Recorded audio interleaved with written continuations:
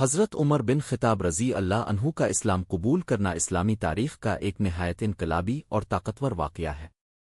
آپ کا اسلام لانا مسلمانوں کے لیے فخر، حوصلے اور فتح کا ذریعہ بنا۔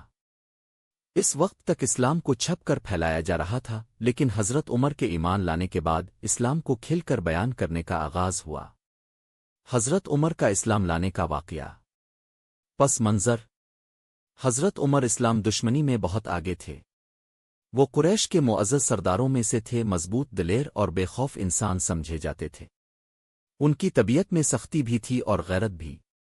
ایک دن حضرت عمر نے طے کیا کہ وہ محمد نعوذ باللہ کو قتل کر دیں گے تاکہ اسلام کا خاتمہ ہو جائے۔ تلوار لے کر نکلے۔ راستے میں نعیم بن عبداللہ ملے جو مسلمان تھے مگر حضرت عمر کو معلوم نہ تھا۔ انہوں نے پوچھا، کہاں جا رہے ہو؟ حضرت عمر نے جواب دیا، محمد کو قتل کرنے جا رہا ہوں۔ نعیم بن عبداللہ نے بات سن کر کہا، پہلے اپنے گھر کو دیکھو، تمہاری بہن اور بہنوئی بھی مسلمان ہو چکے ہیں۔ یہ سن کر حضرت عمر آگ بگولا ہو گئے اور فوراً بہن فاطمہ بنت خطاب اور بہنوئی سعید بن زید کے گھر پہنچے۔ قرآن سن کر دل بدل گیا۔ جب حضرت عمر نے گھر میں داخل ہو کر قرآن کی تلاوت سنی تو غصے میں آ گئے اور بہنوئی کو مارنا شروع کر دیا۔ بہن بیچ میں آئیں تو انہیں بھی مارا، یہاں تک کہ ان کا چہرہ خون آلود ہو گیا۔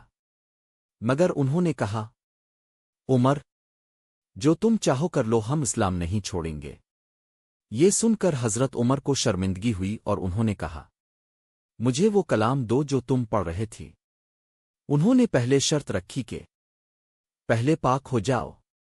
حضرت عمر نے غسل کیا، پھر سورہ طٰہٰ کی آیات پڑھی۔ یہ آیات اتنی دل کو چھونے والی تھیں کہ حضرت عمر کا دل نرم ہو گیا اور وہ پکار اٹھے، یہ کلام کسی انسان کا نہیں ہو سکتا۔ اسلام قبول کرنا۔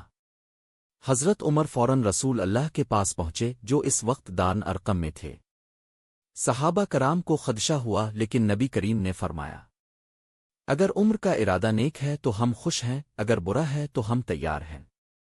حضرت عمر اندر داخل ہوئے اور عرض کیا، رسول اللہ، میں اللہ اور اس کے رسول پر ایمان لاتا ہوں۔